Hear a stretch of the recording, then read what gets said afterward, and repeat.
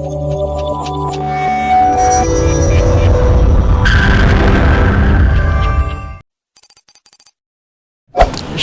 our brothers and sisters in Christ. It's Friday, and once again, we are online in Christ. I am Evangelist Attorney Lyda, And I am Teacher Attorney Caroline. and this is your time. So, Attorney, unsa ang atong topic karon for episode number 4? So, our episode for tonight is about the New Age movement, or it is also known as a have it your own religion. Have it your way religion. Our Okay. topic for tonight is New Age movement, no? NAM, gitawag siya nga NAM, or I have it your way religion. Sorry, have it your way Yes. religion. So, attorney, tama kayo na ilan ng mga tao nga mahulog nga murag nasulod aning NAM or New Age movement? Daghan. Daghan? Daghan kanang mga rag kuan sila kanang mga kanang sa Christian sila pero murag naapoy kanang mga mumalitig mga crystals nga bracelet. Isa man naman itong crystals, ito mga bracelet na yun na ilan. Di pa na ikaw. Sa una. Ay, guilty. Dagan di kag nasulayan na. Murag ato sa last episode na to, nakasulay po ka. Ug sa to, pranikiling, unsa pa na yung mga gipang testing-testingan sa una na murag pila og sudan. So, isa din sa mga sudan ay muna tiluan ng crystals, no? So, tell us more about Yung mga jade food, kay kung panguntram daw na sa barang, ano to? Ano ba, kay namin time na kill na ko, kay gitusok, may tusok-tusok na feeling, so, basig, kailangan ko panguntra, paniguro lang, so, so, pala yung sudan ay mga ipagtinuan sa una. Forbidden na sudan. Grabe yatin. So, pala yung sudan ay mga tiluan sa una. Nga, pero mahulog nga masulod diri sa New Age movement beside ang use of crystals. ito man, kanong mag-meditate? Ano sa Meditate. So, balik na itong crystals. Balik, katong yoga yun. Yoga. Bitaw no? Bitaw. So, balik na itong crystals. Tell us more about your experience aning paggamit ng crystals. Wala mo gihid mo lawas. Yun sa may mo. Wala na kay pasulog man ba? Murag ilang man ang i-analyze ko no hay ang imuhang kuan. Nay uban, murag ilang i-analyze imuhang aura kato ba balik ta tong energy niya. So manas lang kani nga type sa kuan nimo, aura nimo kay murag namti pila ka auras no ang isa ka person. So murag na ko ng isa or na certain auras na murag na weekend or so murag kailangan nimo to attract ay basta ana niya pag man sumutong mo kung doktor pa kay mo resita sila o kaninga type of crystals kaninga type of stones or Napo din sila gitawag. Napo doktor para ana. dili man gyud siya matawag og doktor pero ako lang siyang gikuan ba nga Murag nga specialist. o kanang mga or kana mga feng shui experts mga sort of na so kana sila murag sila man yung kuan sa nga type sa crystals or stones niya kailangan nimo para kuan da ma-restore mo katong sa aura nimo nga murag kailangan og kuan extra boost murag sort of inana. I see. Sa inana. So, attorney, thank you for that, testimony nimo nga nagamit ka na sa una. We thought it was harmless, nga murag okay ra, pero actually nasulod di siya sa New Age nga practice. Ay udi sa niya na pwede type kay kanang kuan po daw kay katong badong take sa board exam sa una so niya naman to para added ko para kuno to katong type sa crystal stone kay katabang daw to para maka-focus sa to sa ano so katong di ba sa loob quad doon Para makafocus. makatabang ko siya para focus mga ginana Ayun, no? So, which brings us back to our main topic for tonight's episode, entitled New Age Religion. So, unsa ning New Age nga movement or gitawag siya nga Age of Aquarius, no? Unsa din siya kabahin? Can you tell our viewers teacher, Attorney Caroline, sa kabahin ng NAM or New Age movement. What is NAM exactly? Nam. Kuan siya, murag, nam, kay mura siya ang term, New Age, kuan siya, it's a term applied to, or used to, to define, kanang, murag, a range gani of spiritual or religious beliefs and practices.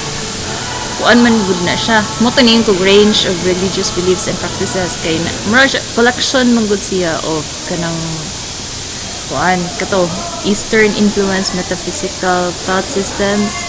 Kuan sad siya an assortment or kung basta kan murag daghan nga of different theologies nga gi combined or gi combine di siya combine pero held together in within a teaching para kuno teaching about salvation, about correct thinking and correct knowledge. So to teaching about salvation, correct thinking and correct knowledge. Pero niyong ka nga daghan din siya, daghan siya og Different theologies. different theologies. So mura kay sulod og buffet no, daghang Ay, sudan ano, magana no. Yung ana din ang New Age movement. So it's not just limited to one type of belief system or one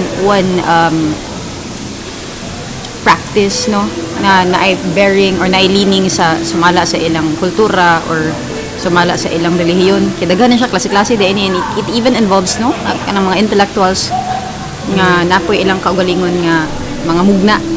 Nga nagpasabot kay Bright ka ning kalibutan na Bright na ka espirituhanon na uban ng mga nangabutol diha nga bahin sa espirituhanon sigudukan man unta. No? Kay Kuan pod kanang this also kanang a theology of kanang feel goodism. Feel-goodism. Universal tolerance and moral relativism. Universal tolerance and moral relativism. So, in just a few minutes from now, ato nang i-discuss man po na unsa nang kay moral relativism, religious tolerance, so moral tolerance, Universal tolerance. Kaya diba, we have heard a lot of people and even fellow Christians calling out other Christians who stand up for the truth unapologetically. Kana bang walang iba, no holds barred gani nga pagwali gani sa mga balita, bahala pag kasi masakitan. Sumala sa kanta nila ni Carly nga dasmagan ang dapat dasmagan. And sad to say, there are Christians who call out other Christians for speaking out the truth. Tungod kay niyatak daw ka sa uban nga mga pagtuo or sa uban nga mga relihiyon because they think that we are supposed to respect other people's religious beliefs. So kana ato po na siya i-discuss karon kung sakto ba na siya nga prinsipyo or is it just another form of religious tolerance? Same dog, different color. No? So, as one writer puts it, this NAM or New Age movement is a liberally seasoned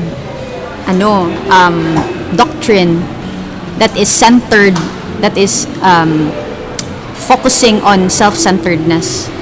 So, mala sa writer, ako nabasaan, siya nga, ang NAM or New Age movement, it's liberally seasoned with self-centeredness. Mga tao nga nag-engage og NAM, ang ina-focus ra ka ilang self, which is quite the opposite of true or real Christianity. Kaya ang tinuod ng Christianity kay you die to yourself in order to serve others ba?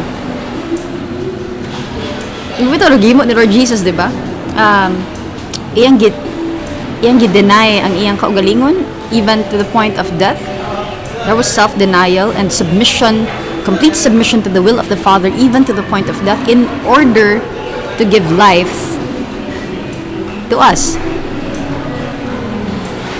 Mumanay Christianity, the essence of Christianity is giving, not self-centeredness. Whereas kaning NAM, sumara sa isa ka author nga ako nabasahan, seasoned with self-centeredness. So, usa pa imong laing nakitaan diha, attorney, about NAM. Nganong appealing ang NAM? What makes it so appealing to other people? Murag daghan kayo murag nainganyo ani nga kuan ba nga belief or kani nga practice kay kuan mo siya, mo tolerate ra siya tolerate siya of almost any real theological position. Wala siya nag-recognize og any hierarchy, So any silbi no, dogma. anything goes no, ani day Oh, no. ana, walay specific doctrine. Oh, so that's a perfect recipe for anarchy and chaos, no? Ah, If yeah. anything goes. Even ang atong Pilipinas magani namo iti mga balaod nga dapat natong i-follow para di ta magkagubot, di magkaguliyang. Nagay iti sistema sa traffic para walay magdasbagan na di ba? Walay punan na So, kaning nam is clearly the opposite.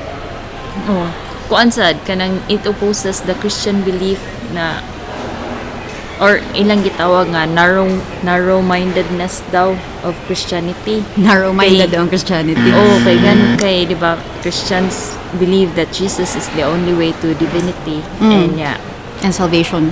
and salvation and that wala kana motong ilang brand kuan labelan nila nga narrow-minded ko ng mga Christians.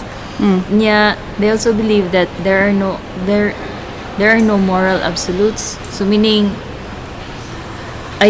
no moral absolutes because they believe in moral relativism. Kato balik ta tong moral relativism. Ana niya.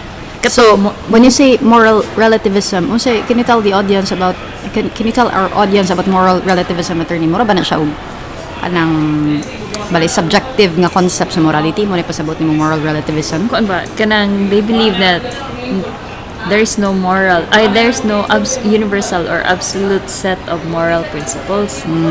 Murag they believe that kanang ang ilang version sa morality kay kuan murag to each your own gani. O nga murag dili wala ingon nga. So, what? Morality could hinge on your culture or your kana, depende background sa or imong your background, sa imong culture. or your race, or your tradition. Or kung asa ka asa ka nagpuyo or asa nga country ka gikan so kana katong mga nag-follow ani kaning kuan katong moral relativism kuna usually ilang isulti na kay kanang who am I to judge kay imo ka man ang belief or imo ka man ang Mo lagi na. kuan Mo ni kasagaran nitong madungog sa Mo mga ni tao, mo- no? Og imo i-call out nga sayo pa gibuhat. Sumala sa Biblia mo ingon din nga judgerus ka. Who are you to judge? Diba quote dahil nag-Bible verse pagod nga mismo si Lord Jesus gani kiniingon nga dili ta dapat mo judge atong si katawo because our method of judging other people will be the same measure that will be used by the Lord to judge us. Muna ay nagigamit ba nga basis ba muna it's wrong daw to judge other people? Pero actually sayo pang ilang paggagamit sa bersikulo. So what makes this appealing? What makes NAM or New Age movement appealing? Essentially na-answer siya sa atong title sa atong episode tonight.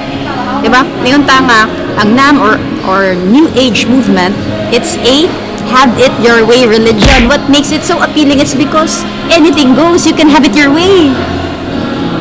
If para nimo muna siya ang path to salvation, para nimo muna siya ang path towards divinity, towards self-actualization, then it's okay. Because para sa mga practitioners of NAM, everything is relative man. Diba, attorney? yeah Kung sa pilain imong ika-share sa atong viewers. kuan sad they do not believe in evil. They do not believe in evil. And wala sa ni for them sinning is not a separation from God kuno. It is only that kanang wag nakalimot ra kuno ang man sa iyang divinity. Moto nga maran nakalimot siya sa iyang divinity. So para kuno ma-restore or ma-refreshen or siya mabalik siya kay moto nga mag-meditate sila mag-yoga sila, So maggamit sila crystals. Silbi para maka-reconnect siya sa iyang old divine self. Yes, own divine self. Kailangan siya mo sulod ato nga mga practices nga nasulod sa Within the kuan sa New Age. sa New Age movement. Mag-meditate. Kailangan sila mag-meditate. Okay.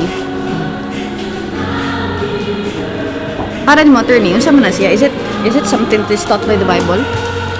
Biblically aligned ba ang ilang punto? Nga, pwede ka maka-achieve og salvation, pwede nimong matap ang imong inner divine self. Pinaagig paggamit ng crystals, yoga, meditation, ug unsa pa na diha. For me, no, because kanang, diba, the Bible says that kanang kuan man ang sakit ng verse attorney basta dito yung Jesus is there is no Sige, ang may verse, diba, nga naman, nga. murag basta nga murag ang iyang kuan na Jesus is the only way to Asa our man, Abba Father. John 14:6. We have discussed it in our previous episode nga. Christianity is exclusive, whether you like it or not. The moment you start preaching the gospel, nga, og pamaagi para sa kaluwasan, pamaagi para makabalik kasi mong karaan nga pagkikaw nga, ang tinuod, strictly speaking, ang tinuod nga ikaw, divine man. Because kita, niingon ng Genesis 1:26 nga, we were created after His image and likeness. Ug dili man, ang image and likeness sa atong Dios, kay dili man yawanon. So, strictly speaking, divine yun da. But you cannot go back to that divinity of yours if you bypass Lord Jesus Christ. There is no other way, man. That's what makes that's what makes Christianity so exclusive, to the exclusion of the rest of the set of belief systems nga nagpropagate karon sa kalibutan. And even this kining atong gitawag ni New Age movement. Now, before ta muhanig og mga verses, no, ato sang tan-aw no si scope de aning New Age movement. Unsa man din New Age nga belief system. So sa gistorya ganyan ni Attorney Caroline, mga New Agers or ga practice og kaning Age of Aquarius, no, they believe in pantheism. Pantheism, Pantheism. What is pantheism? It is essentially a belief that is couched upon this principle that God is in everything. Nga ang Diyos daw anaa daw sa tanang butang. Sakto ba na nga ang Diyos anaa sa tanang butang? Ang Diyos ba anaa sa tanang butang, attorney? Nagapuyo ba siya sa tanang butang? Dili katurang ning accept niya. Ha? Katurang ni dawat niya. Katurang gidawat niya. Ningon ang Book of Corinthians nga, our bodies are the temple of the Holy Spirit. Ang atong lawas, templo sa Espiritu sa Dios. May mo na siyang templo sa Espiritu sa Dios sa diyang ang tao nga nagkagaling ng free will, iyang gitugutan, iyang gidawat nga ang Ginoo mahimo niyang manluluwas, mahimo niyang king, ruler, master, owner sa iyang tibuok kinabuhi, and at the same time iyang receive ang Espiritu sa Dios. That's the time nga ang iyang body mahimong temple of the Spirit. Therefore, kung wala nimo nabuhata, well, clearly wala ka gipuy-an sa Espiritu sa Dios. Therefore, it negates the claim That God is in everything. of pantheists, which is embraced in this New Age movement, that God is in everything. Ala no? Lisod kung mayong ka ang Diyos na asa lamisa, or mayong kang ang Diyos na asa kinulit nga larawan sa tao. Laka diya. No? So, clearly, sayop na siya nga pagtuon nila. Ang sa pilain nila nga belief system? Well, kani mga New Agers, nito upod sila og monism. Ang sa na monism, attorney? They believe that everything is one. Kuan daw katong the universe ba? Or katong energy, emotion, matter, thought, kana sila. Usara? And God, kanang are the same thing daw. Hindi mo to nga, Ay, kayawa na. the same thing daw. Those, lain-lain dos lamangan, pero they are perceived, ko na, though lain-lain sa name niya, though they are perceived differently, pero they are of the same essence mo. Ay, of the same essence. The same essence. Hala, kuyawa sa. So, they think nga, ang energy, the unseen force that is keeping the earth in its axis, suspended diha sa solar system. Para nila kay, moral po na siya, Diyos po na. Para nila ang gravity Diyos, ang energy Diyos, ang force Diyos, all matter Diyos po. Mo man monism, di ba? Ilang gilamp ang tanang halos tanan siguro mga natural laws, ilang gilamp as mo na siya Diyos na siya. Clearly, mali nga pangutok. Clearly foolish nga dogma. Because ang Diyos, persona man siya, you cannot equate God as a mere force. No? You cannot equate God as law. Dili man siya balaod. Pod. Is more than just a law. Persona bitaw. Itawag bitaw siya nga persona. So, ang mga New Agers, nagtuo sila og, dili lang pantheism, nagtuo pa sila og monism. Unsa pa lang nagituuhan? Nga, sa atong discuss ganiya, no? Nga kaya nimong ma-reach ang imong divine, kaya nimong matap ang imong inner divinity. Because New Agers believe that man is God. They believe that man is God. And our dear listeners, our dear viewers, pasabot ani nila nga Dios kay dili katong small d nga Dios, but they think na sila ang Dios, the creator. Capital G nga God. They think that man is God.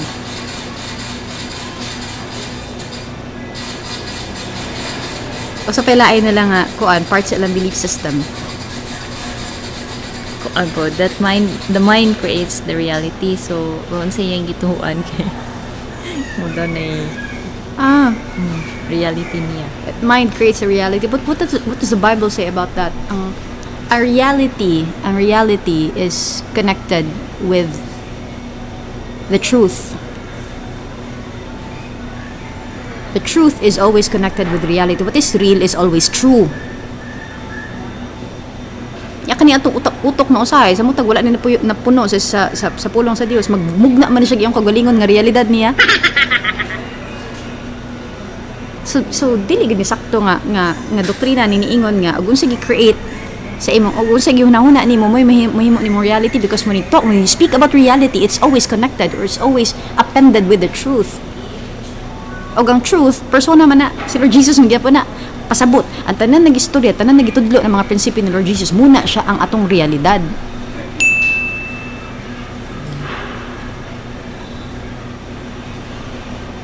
So pelain nga part sa ilang belief system, attorney.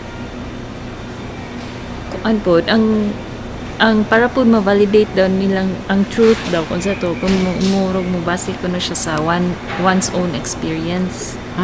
So murag kailangan sa niya ma-experience.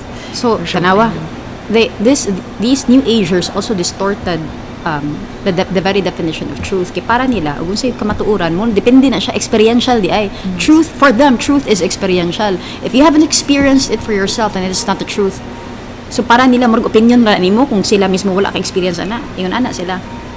And for everybody's information, kining New Age nga movement, it's composed of a lot of, nakahisgot na ganiya nga, it's composed of a lot of belief systems. Even intellectuals ni dive pud ani nga uso-uso. And essentially concoction siya, mura siya og kanang mura siya dili pwede siya nimong malaykan og drink kadagang gipang sagol-sagol. Ingon ana ang nam. Munang nakaingon ta ganihang appealing siya sa uban. Kay anything goes man. Oh, anything goes.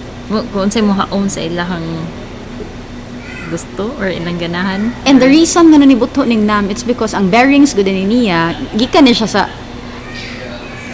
connected gyapon niya siya sa mga tawo nga nagpractice og Gnosticism. Ang mga Gnostics kay naa naman na sa una sa first century church pa lang daan. And that was the very reason why si John the Baptist, I mean si John the Beloved, nakasulat siya og mga epistles pod niya or letters after siya nakasulat atong gospel according to John, nakasulat pa siya tulo ka buok nga epistles niya, gitawag na 1 John, 2 John ug 3 John.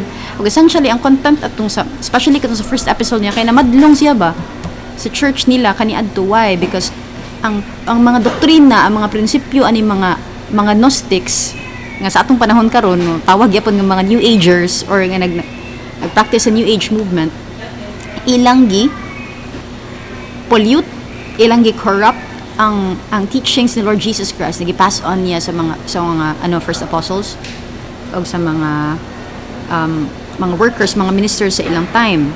That's why si John namadlong.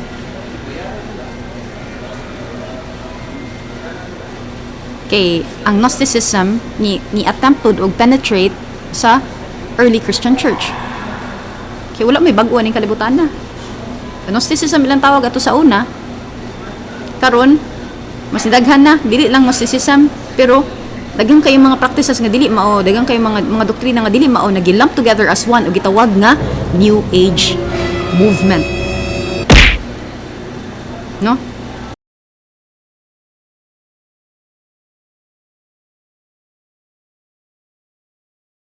So in addition to what Attorney Lyden said earlier regarding sa katong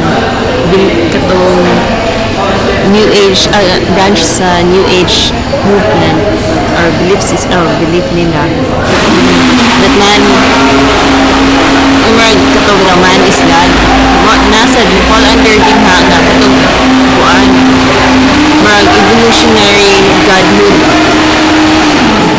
kuan siya kanang katong because under ani man believes that kanang the New Agers believe that man will soon see itself as God, so will soon see itself as God kay or kaning gitawag ni siya og Christ principle kay kuan man ang NAM or New Age movement teaches that man's kanang basic nature is good and divine, meaning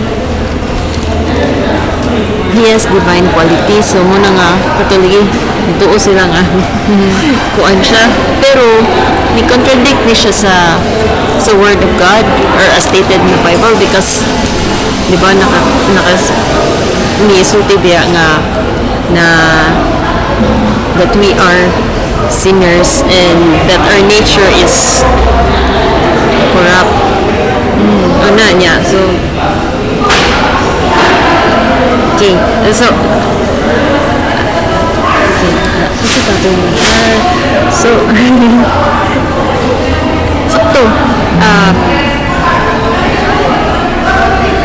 so essentially, our dear viewers, i-expound ni Attorney Caroline ang katong istorya ganiha ba, isa sa mga main nga belief system sa NAMs, they view man as God. Itawag na siya nga evolutionary godhood. Evolutionary because moagi stages daw, moagi og leveling before nimo ma-reach ang imong divinity.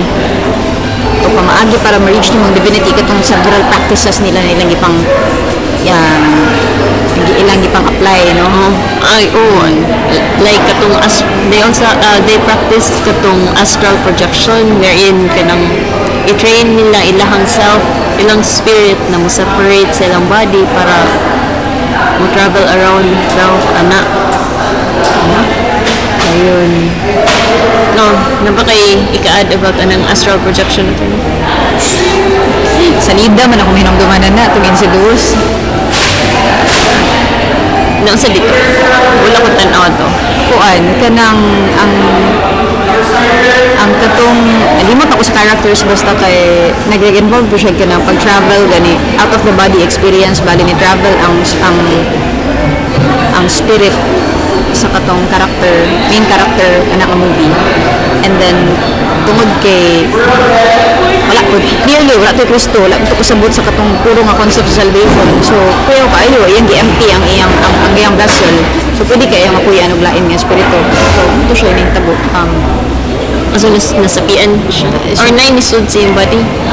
Kay kuan man kanang prolonged man to nga travel or prolonged nga astral projection na nahitabo. Although I can't really remember the full details itong movie kay di mo sa Google hamtan awat sa una. Pero essentially kana astral projection dahil appeal din na siya sa ipang practice sa mga New Agers, mga practitioners, mga fanatics sa NAM or New Age movement. Aside sa astral projection, napod sila mag-contact po sila mga spirits and gamit po sila mga crystals to cleanse the body and spirit from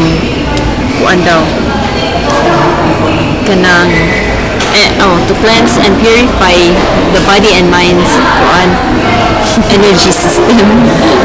Crystals to purify the body and the mind. There is no better way to purify your soul, your mind, your will, your emotion, and attitudes, your body.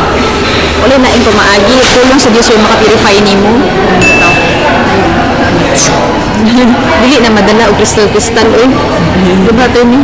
Unang kalatawan kayong tao gani, durante sa Word of God. mahimo gud siyang ingot. Imagine na rin, gamito ng mga bato, mga mineral within sa earth, in a vain attempt to achieve purification. It's absurd. It's beyond absurd. Anyway, napakailang ikaduwa ang attorney. In addition sa katong kuan, katong last, I mean, another branch po sa kanang New Age nga belief system kay global unity. Kana kay di ba grabe man sila spiritual tolerance for sa kanang truth system sa uban. Global unity. So, bali silbi mo world peace. In the guise of world peace, no? So, they tolerate each other's religious beliefs and practices even if it runs counter to the word of God. Kana they call this harmonization. Magmosod na siya ang kuan po sa katong diba kung nakadawag mo na ito'y one world movement. So, murag na. Kay nito magot sila nga there is no moral absolutes. Mono kay balik ta. May lahat lagi moral relativism. Ito. Manila. So, ito nga global and sila. So, let's now come to the point nga nganong dili mo angay i-blend. Why is it wrong nga i-sulod ning concept sa NAM diri sa Christianity? What does the Bible say, man, about these things? About these things. The New Agers mga are universalists, meaning they believe that all paths lead to God. Muna nga ila ganing ikuan ang brand ang mga Christians nga narrow-minded daw for being narrow-minded and intolerant daw kay nganong nistik ra kuno sila sa kana kon sa naka-state sa Bible nganong dili acceptable para nila ang kanang gamit ng Christians or kanang other practices or meditation or katong para as mentioned earlier katong pantheism or monism kana yun ko nung word limited kung unsa ang naka-state lang sa Bible or unsa ang word of God yun na sila. So tungod di mo naman siya contradictory. I think it's a good contradictory totally, pero kana lang dili lang siya possible nga i-isolate or i-disregard nimo ang ubang practices sa or ang kana New Age religiosity sa kuan. Di siya pwede di siya pwede nimo ma-separate or ma-acceptable para sa mga Christians kay New Age ang New Age movement magud or New Agers believe that or ang ilang practice magud kay di ba mag-communicate sila sa nature, mag-meditate sila, mag-yoga sila or katong practices nila niya. They also believe in the universal God. Universal good sorry. Ano siya? Ang naka-state diya sa naabiya as stated sa Proverbs chapter 14 verse 12 na dito is naka-state, there is a path before each person that seems right but it ends in death. So meaning dili tanan nga murag sakto kay mo na ang atong tuhan or kuan kay it could lead us to death or destruction or diba or sakto attorney. I completely agree with you. Sakto nang giingon ni Solomon, ni King Solomon diha sa Proverbs 14:12. There is a way that seems right to man, but it actually leads you to the path of destruction. Mura na siya sakto, pero siyempre ito. Yeah. In addition, napay lain pong verse katong sa letter ni katong nag-warning si Paul ni Timothy against false teachings. Ito in 1 Timothy chapter 1 verses 3 to 4 When I left for Macedonia, I urge you to stay there in Ephesus and stop those whose teaching is contrary to the truth. Don't let them waste their time in endless discussion of myths and spiritual pedigrees. These things only lead to meaningless speculations which don't help people live a life of faith in God. So, ano siya ito ni Murag? Pero, pwede sa tuod, dili ka ng, siguro kay tungod ka ng wide range ng ilang acceptance or tolerance sa kanang mga beliefs sa lain-lain nga mga kanang unsa man kanang denominations alin sa man sa tawag na din or kanang sect oh yun muna nga pwede nga mo na lang nato na lang siguro ma-introduce si Lord Jesus sa ilaha kay murag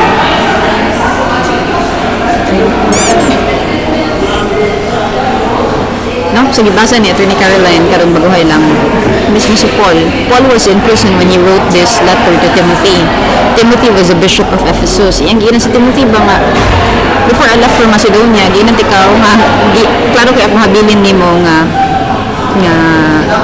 gubata ng mga prinsipyo nga dili mao pinaagi sa pagstorya sa kamatuoran. Because even sa time ni Timothy na to mga tao nga nag-inject po mga di mao nga mga doktrina di mao nga mga practices diha sa ilang pundok diha sa ilang church wala may bago ning kalibutan na naong siguro gaw sa busad pero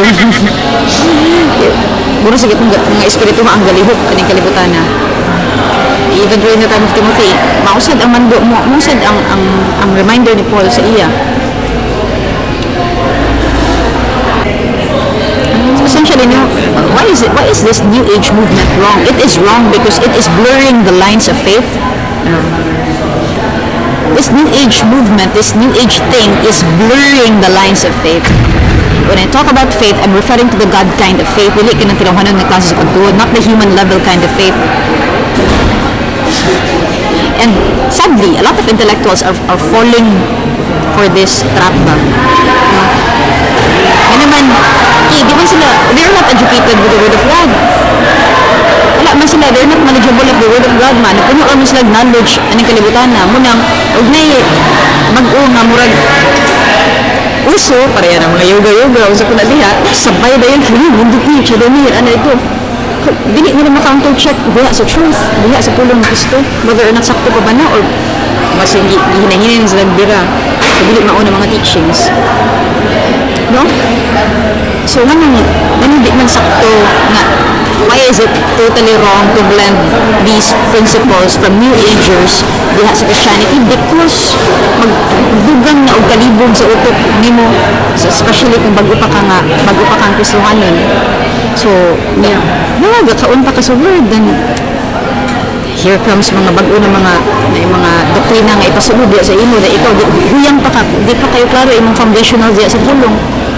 That's why nakaingon ko ganiha nga it's blurring the lines of faith. Oh, ay in addition sa letter ni Ogeran. Sige, kuan sa more pag open na. Blurring good kay kuan ba nga unsa good, do we save ourselves or is salvation a gift from God? Diba? Okay, katong good murag yan. Can you earn your way to salvation? Can you earn that path towards divinity? Can you even tap to your divine self without going through Lord Jesus Christ? I mean, without receiving Christ? How can you, just imagine, look at this logic, attorney. How can you tap into your inner divinity kung ang nasa sulod mismo kay dili pa divine? Diba? O sa may huguton ni divine diha, wala pa may spirito nga divine, balaan nga nagpuyo nimo. Wala siya ang blunder diya if people will not recognize that everyone has sinned and has fallen short of the glory of God. Like, wala siya problema sa mga Gnostics sa una.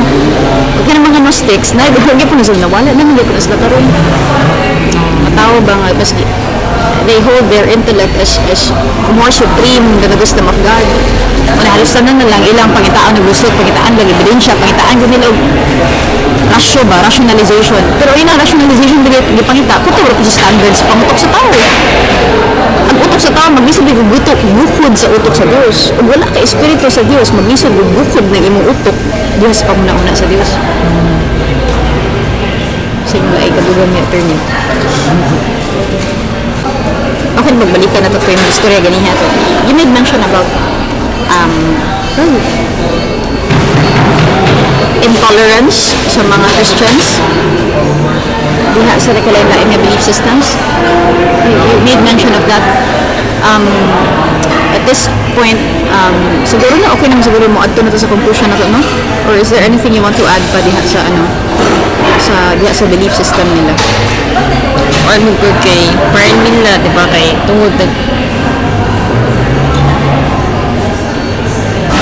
parang nila Jesus is not considered to be the only Christ. Moto nga ma-resort pa sila to kuan katong mga crystals, katong mag-meditation pa sila para ma-renew ang ilang energy kuno ay kana ba niya ang kuan mong good sa Christianity wala man good nga focus sila ta sa kuan sa ni Lord Jesus para sa tuang kuan sa I mean believe lang ta ni Lord Jesus para without na to ang free gift of salvation kata sila tagan pa kayo sideline kailangan ba ginaingon sa Ecclesiastes 7:29 nga dibuot ang magkapangayanan pero ang tawag yun ang taglabad siyang ulo. Pero na ni Lord Jesus na set a perfect example. Set na siya bitaw nang gitawag siya ng man of sorrows kidagan siya naagian dagan siya kaagi. So kung nakay giagian diha nakay mga pangutana dapat adto kang konsulta niya kay iyan ang naagian tanan. Ilat tungod sa pride sa tao mangita gyud laing pamaagi nga lisod nga mas lisod. So what does the Bible say? Naki verse diha can you open Matthew 7:13 attorney? Matthew 7:13. Ato nang birahan ning ilang statements ba sa kaning mga practitioner aning New Age movement. Nganong dili man gyud angay siya dawaton sa Christianity kaning ilang mga doktrina. Sige sa Matthew 7:13. You can enter God's kingdom only through the narrow gate.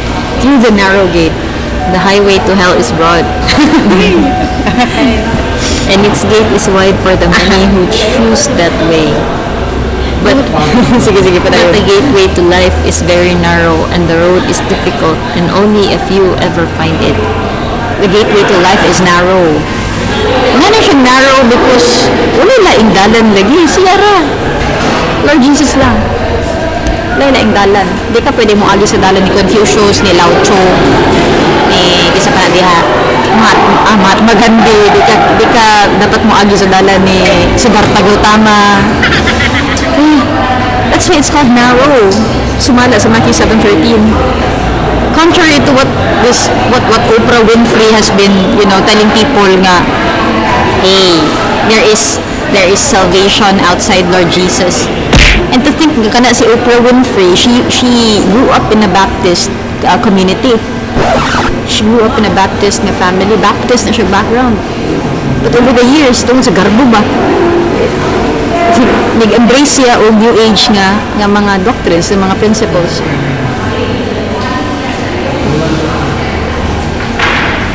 So, dagang bagdalan? Dili. Usara. That's why it's called narrow. But the road towards destruction, towards perdition, padung sa hell is wide. Pili. Kaning tanan pagpili man ni ikaw attorney. Kabalo ko ni pili naman ka sa narrow nga gate, narrow nga path. Yeah? If this is not a popularity contest, no good. When you talk about salvation, when you talk about your destination and your destiny, it's not a popularity contest. Lord Jesus, his aim was not to become the most popular person. He became the most hated person during his time because a lot of people found it difficult to swallow his teachings. Kaya isa sila dawat siyang teachings. Kaya wak mo sila naanad pinarevolutionary ng putong mga teachings of Lord Jesus sa iyang panahon, di ba? And if that's a hallmark of being a true follower of our Lord Jesus Christ, naguri mga people nga mo-oppose sa imong ipang storya, naguri mga people nga di katawat sa imong mga storya, ani mga new agers, mga new age practitioners, isa na sa mga tao na galisod po dawat anang kining gitudlo sa Christianity nga isa ra gidalan, isa ra kamatuoran, isa ra kinabuhi. Just because popular ng ilang ang ilang mga kanang ilang practices, it doesn't make it right. That's why we have to preach the gospel, preach the good news, tell the truth, regardless of whoever may be offended. No? Karon 2020, mubitaw ni natin yung ani nga programa kay kana laging hapit na mobalik ang atong Ginoo. So, let the offended be offended, let the discouraged be discouraged, but let the saved be saved. How can there be people who will be saved if we continue to keep quiet because we are afraid to offend the feelings of other people, because we are afraid to go against the grain of the present culture? Diba, Tony? Na, laing supporting verse ni John 14:6, I believe, mention naman ito ng kagalingan mo. Wala pong i-mention nga ni maguhay lang. Nga isa rin yun, Lord Jesus ang dalan, siya ang kamaturan, siya ang kinabuhi. Wala laing shortcut, wala laing agi, wala laing agian, wala laing detour. Kung ganahan ka moadto sa amahan, kailangan ka moagi niya. Kailangan ka moagi niya. Now, as to the question, why can't we all get along? Na naman ta sa atong concluding nga part sa atong program, no? Why can't we just get along? Ngayon nga namang, ano di egg, kuan lang ta, magkumbaya lang ta, mag-holding hands sa kumbaya ta, magtapok ta sa bonfire. World peace. One world religion. No? Why can't we just live in harmony? Remember what our Lord Jesus said in Matthew 10:34. He said, I did not come to bring peace, but a sword. Ang iyang pulong, ang iyang teachings, ang iyang kamatuoran, ang iyang precepts, sword na. When you call it sword, hey, it's warfare time. Kaya yung pulong, sa magahan mo si dili, nagyo mga ligsan na. It's meant nga mubugha sa mga di maon ng mga doctrines, muna purpose sa iyang word. Muna niingon dito sa Matthew 10:34 nga, ano siya nga, I did not come to bring peace. He doesn't need to bring peace because He himself is peace. He came what? Not to bring peace, but a sword. Sword, para magbugha sa mga di maon ng mga prinsipyo sa mga tao. Sama ani, nam. New Age movement. So, does religious tolerance have any place in real Christianity? Para rin maternity, does religious tolerance have place in real Christianity? Are we called to be tolerant to other belief systems, religions which are clearly in the wrong? No. As katong stated sa kanang kuan at as kuan sa Proverbs 14:12. There is a path before each person that seems right. Sa ilaha, bitaw murag sakto. Pero kuan man murag manggod sila nito nga Jesus Christ is the only Christ. Murag dagan pa kayo nito sa some nito ni Lord Jesus, pero dili enough para nila nga kailangan tas lang pag-solve sa or mo kuan sa other nga practices. Muna nga nahuga it ends in death or destruction. Their destruction muna na to. So, Misha, no, our dear viewers, the truth has to be told regardless. Pero ayaw mo ka-intimidate mo ni siya ang tambag ninyo. Ayaw mo ka-intimidate ng mga tawhana nga dagang kayo mga chuba-chuchu ano yung mga butanga. Sa among topic atong previous nga episode na to, high sounding nonsense ra na. Really, grabe kay highfalutin siguro gipaggamit ng mga terms niya, pero ayaw ka intimidate na. That's why it's very important that we arm ourselves with the word of Christ para sakto tagbala ba. Natay kastorya o matabangan na to ng mga tao nga gituo nga sakto na ilang ipambuhat. Di mo ta kahatag og tambag nga sakto po, di ta makahatag og sakto nga spirituhanan nga tambag kung kita mismo wala alimuhag. Wala ta usa na kabalo man ana. Ano? Sige, sa Luke 23:5. Alin ko check the attorney.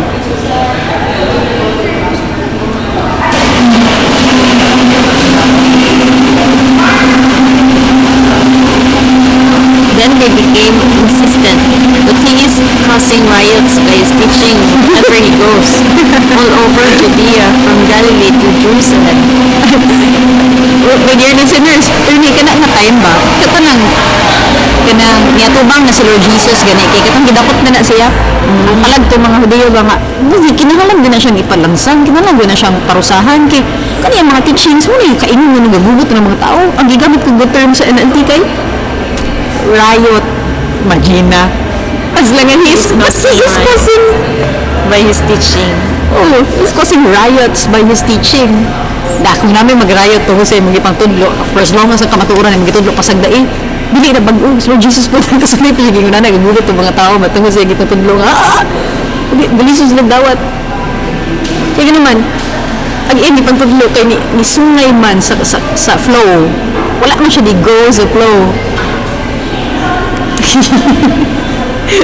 So manang ayaw ka intimidate mga igsuon na mo diha sa pagtuo kay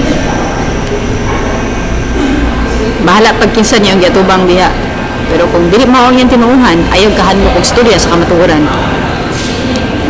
Kay sumala sa giingon sa John chapter 18 verses 37 to 38, no, while pangitaon ni Attorney Caroline ang supporting verse, si Pontius Pilate na governor aning panahon sa Roman Empire ngadto dito sa Israel. Siya mismo iyang ipuntanan sa Lord Jesus ba nga, what is the truth? Imagine, governor Poncio Pilato, so taas sa Durango, I'm sure educated, minum siya gibutang po dito nga kung wala po siya alimuhag og leadership and management mo. But siya mismo wala siya alimuhag sa kamatuoran. That's why he asked Lord Jesus, what is the truth?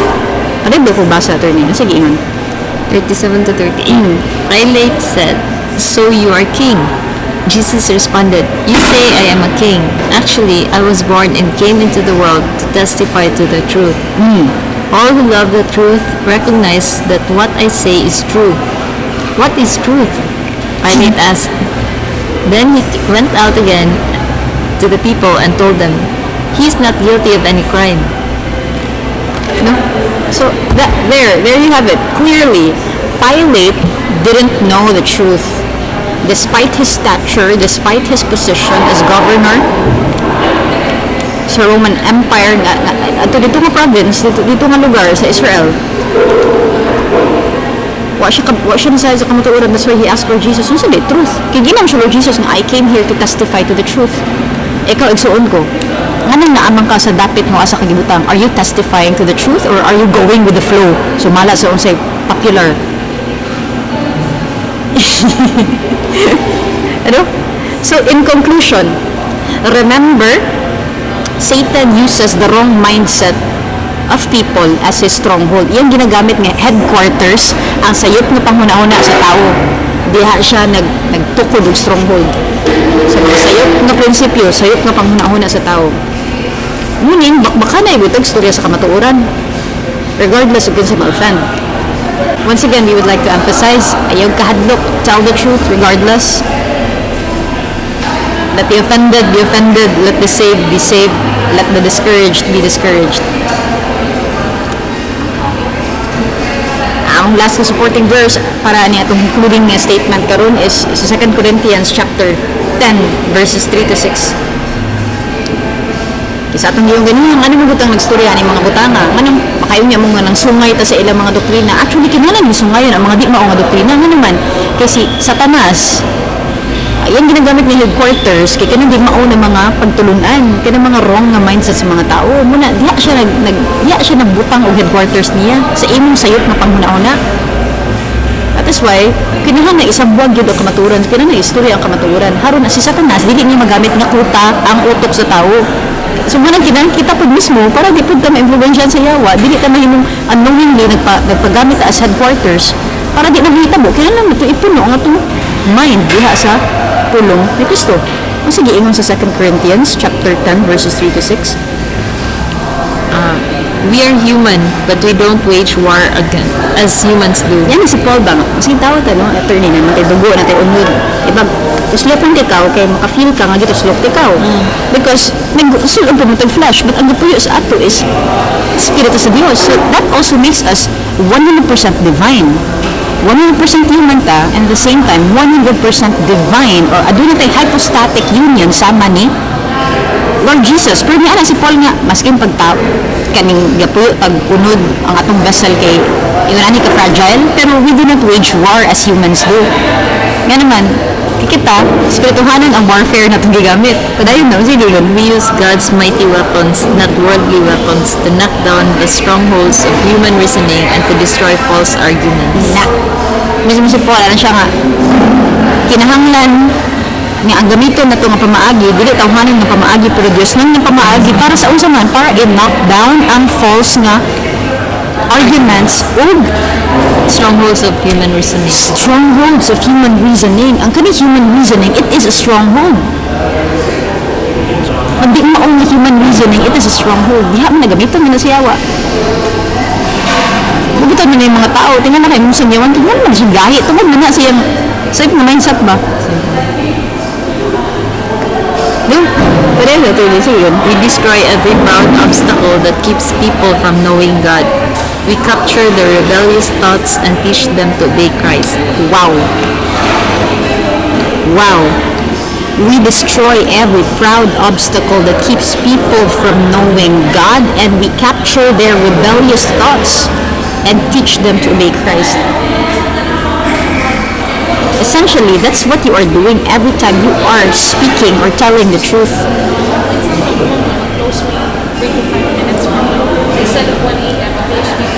Muna siya atong gibuhat. Muna siya pulos nga nung kita nagstorya kita ani nga kamatuoran.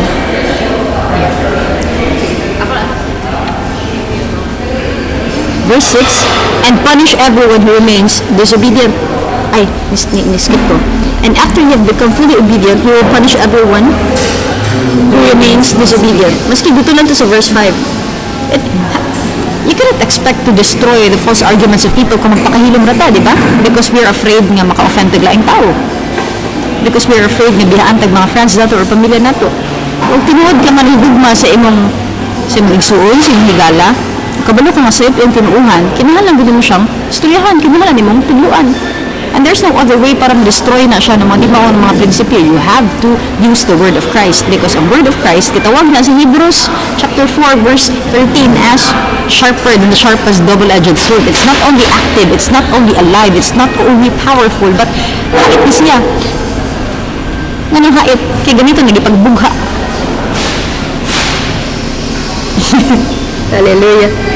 So, in conclusion, just as constitutions have to be written on hearts, not just paper, the Bible, attorney, is our constitution. The word of Christ is our constitution. Itong constitution na, sa balaod, saan na siya, attorney? It is the, what? So wala, sa poly, di ba? It is the supreme law of the land. The Constitution, our Philippine Constitution, 1987 Constitution natin is the supreme law of the land. Saan may supreme law yun natin? Saan may supreme? What should we consider supreme sa ating kinabuhi? It should be the word of Christ. And it should not just be written on paper. It should not just be written diri, kanang sa Biblia or kanang sa atong mga apps nato. It should be written in our hearts. We should keep the word of Christ in our hearts. The Bible is our constitution, and it ought to be the supreme law of our hearts. Pasabot na ho of our hearts, kasing-kasing na pili. Kanang si inner man mo, basta kinasuluran mo, dapat mo na maghari. Dapat mo na maghari. 24/7, even sa diyang makatulog ka, dapat mo na maghari. And if kana ang imong mindset, imong mentality every day, destruction will be kept at bay. So, muto siya nga itong episode number 4. We hope na you learned new things and enjoyed our episode tonight, no? As much as we did. So catch us again next week. Next week. Wednesday evening. Once again, this is Evangelist Attorney Lida And this is teacher attorney Caroline. signing off. Good night.